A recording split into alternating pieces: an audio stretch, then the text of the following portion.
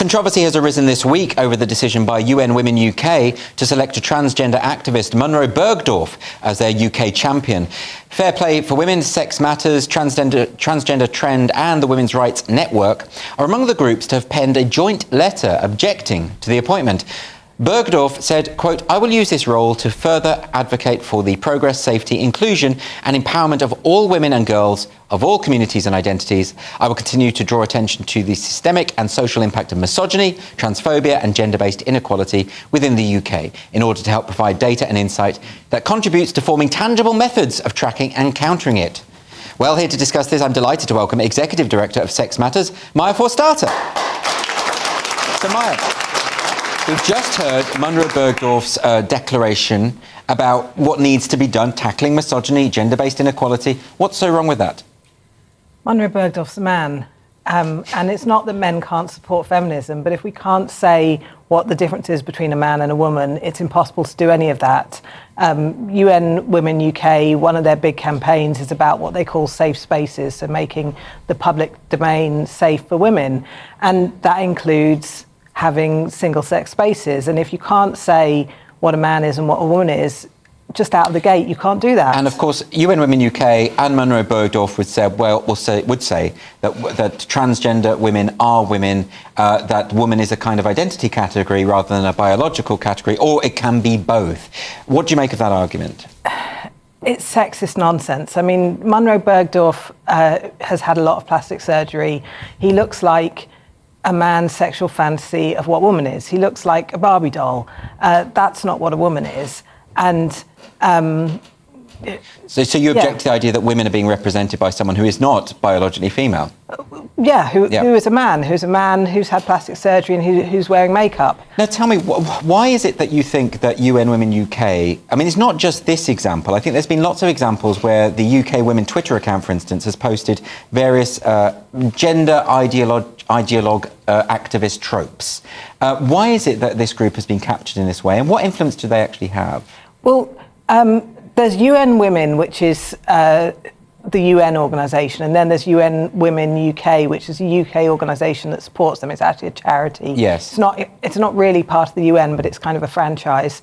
And both of them have come out with this kind of messaging, which, if you ask the countries of the UN whether they've redefined women to include men, they will tell you they haven't. Right. But the people who work in the offices and the secretariats of these organisations, they've come out of the same universities, they've adopted these ideas, they think it's progressive, they think it's edgy, and they're running the social media accounts. Yes, and Munroe Bergdorf has form. Munroe Bergdorf said on an appearance on, I think it was this week, that the white race was one of the most destructive forces in the world. Also said, I believe, that you can still be homeless and have white privilege, which I think is quite a divisive thing to say. Yeah. And this is the kind of person that they're choosing. Yes. I mean, he also said after the Women's March in 2018, I think, that women shouldn't centre their reproductive system when talking about what a woman is. You know, they shouldn't talk about pregnancy and abortion and issues that affect women as female, because it excludes men who think they're women.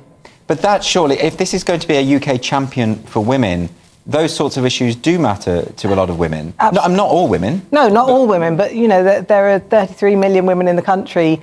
Surely one of them could have done this job. Yes, yeah, OK. Now, you must be asked this an awful lot as Executive Director of Sex Matters, but why does a recognition of biological sex matter? Why can't we just dispense with the idea of male and female?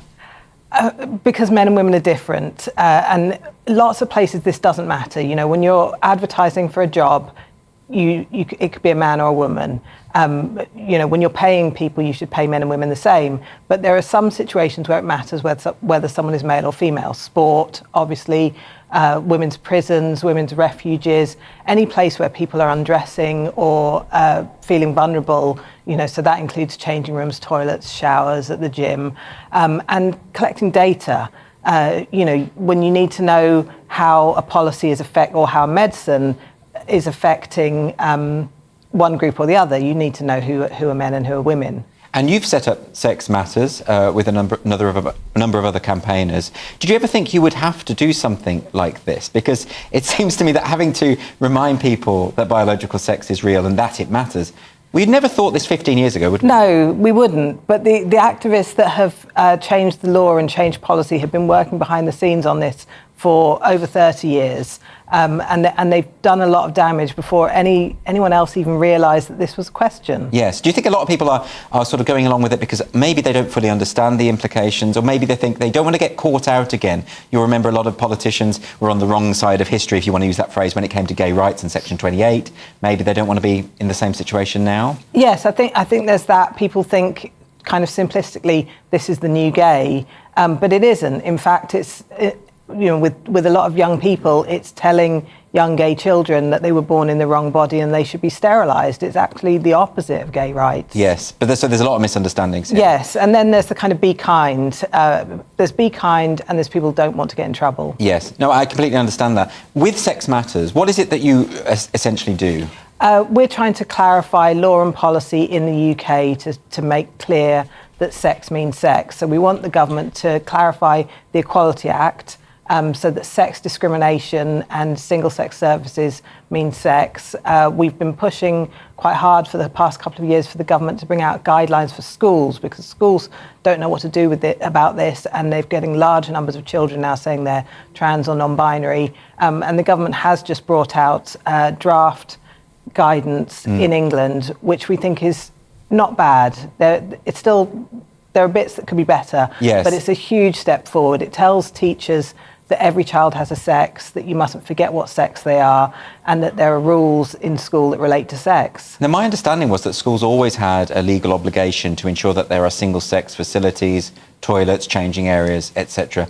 Some lawyers, Robin Moira-White, for instance, has challenged that and said that schools should adhere to the idea of identity first, biology second. Where does the law stand on this? The law on toilets in schools doesn't define, it says that schools should provide separate toilets for boys and girls. Yes. And then it doesn't define what a boy is and what a girl is. So Robin says that if a boy says he's a girl, then he is a girl. But the reason why the law didn't define it was because nobody ever thought that a boy who says he's unhappy about being a boy was a girl. So that's really interesting, because the Equality Act back in the day used the word sex as a protected characteristic. So are you saying that, well, no one assumed that meant anything other than what we all think it means? Because a lot of activists are now saying people like you are trying to change the law or change the Equality Act or redefine the terms within the Equality Act. What do you make of that criticism? The Gender Recognition Act was brought in because the rest of the law doesn't recognise self-ID. Yes. So the only way that someone can change their sex in law for some purposes is with a gender recognition certificate. Then there's a question of which purposes. It definitely allows people to change their sex for the purpose of marriage, for example. If they want to say they're in a same-sex marriage when they're the opposite sex, they can do that. But it doesn't change their sex for the purposes of other people's conscience and other people's perception.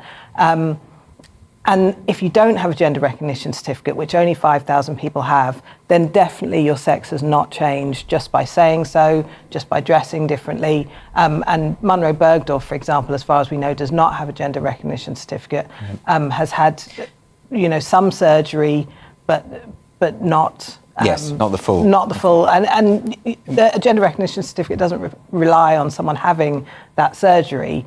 So the idea that someone can just say, I'm a man or I'm a woman, yes, or particularly in a school, a boy or a girl when they're under 18 is just nonsense. Well, that's particularly alarming, isn't it, when it affects children? I mean, I'm sure that teenage girls don't want some boy just identifying as female and then undressing with them. I mean, that seems like a no-brainer to me. Well, except that some girls have been told, be kind. Yes. And then the schools have delegated their responsibility to the children. So the schools will say, well, the girls think it's fine, but nobody should be putting the girls in the position to be. Well, they don't want to be called bigots, do they? No, exactly. So schools haven't had the guidance they've needed. This guidance is long overdue, isn't it? Yes, schools have been calling for it for the past 10 years. Yeah. So you've been doing some work relating to this. Do you want to just tell us a little bit about that before we finish? We've done quite a lot of work saying what should be in the guidance. Yes. We rated the guidance that came out and gave it 63%. The government's asking for feedback on it before March the 12th. So this week we're going to be publishing guidance for people to help them give feedback, to give them pointers, whether they're parents, whether they're teachers, clinicians, or they're just concerned, how to feed back to the government to make sure that it goes up from 63%, hopefully to 100%. Because that's sort of like a C-, isn't it? We gave it a B+. Oh, okay, you're more generous than I was when I was a teacher. Okay, that's great. So where can people find more about Sex Matters? Our website is www.sex-matters.org. That's fantastic, and I hope people check it out. Maya Forstater, thank you ever so much. Thank you.